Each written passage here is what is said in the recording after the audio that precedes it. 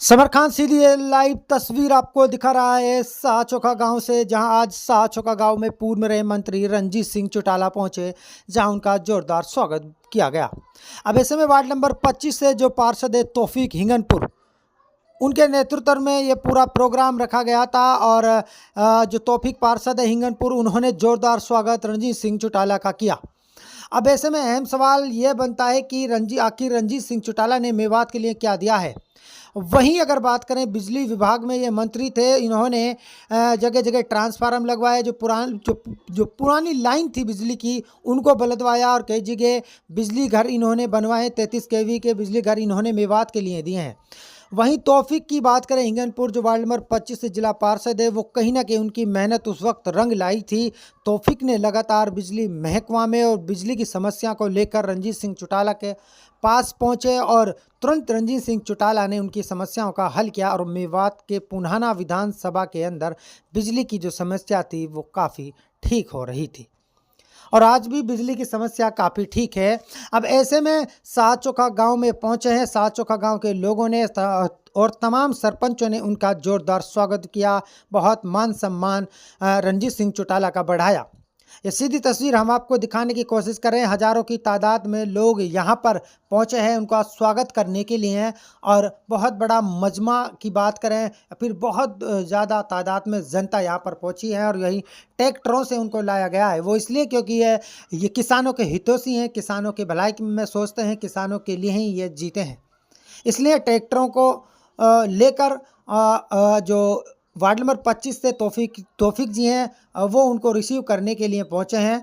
फलेंडी अड्डे से उनको रिसीव किया, शाहचोखा तक एक गाड़ियों का काफिला पंडाल तक पहुंचा और पंडाल में उनका जोरदार स्वागत हुआ। तो चलिए सुनते हैं क्या कहते हैं रणजीत सिंह चौटाला जी।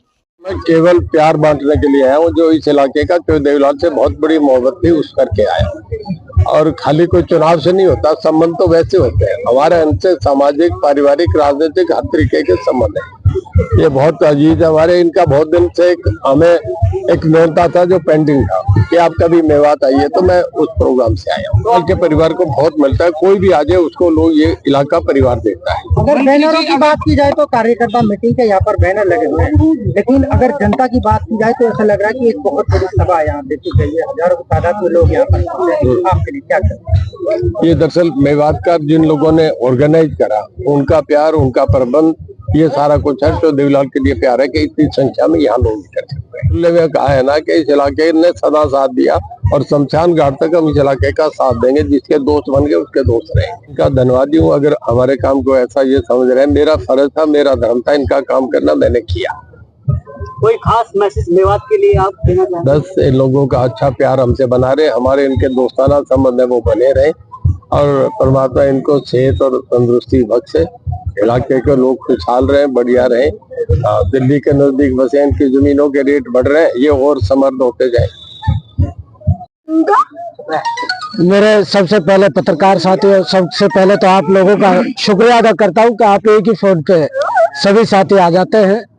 मैं चौधरी साहब का हमेशा शुक्रगुजार रहूंगा और हमारा इलाका, चाहे वार्ड नंबर 25 हो, चाहे मेरी विधानसभा पुनाना हो, जो भी काम हमारे साथीगण बैठे हैं, चाहे चौधरी फारूक साहब हो, चाहे चौधरी तारिफ खुर्शीद साहब हो और मेरे सरपंच साहिबान हैं, सबने एकजुट होकर एक मन बनाया कि चौधरी साहब ने हमारे लिए इलाके में जब मिनिस्टर थे तो इतनी सौगातें दी, तो हम चौधरी साहब को एक चाय जरूर पिलाएं।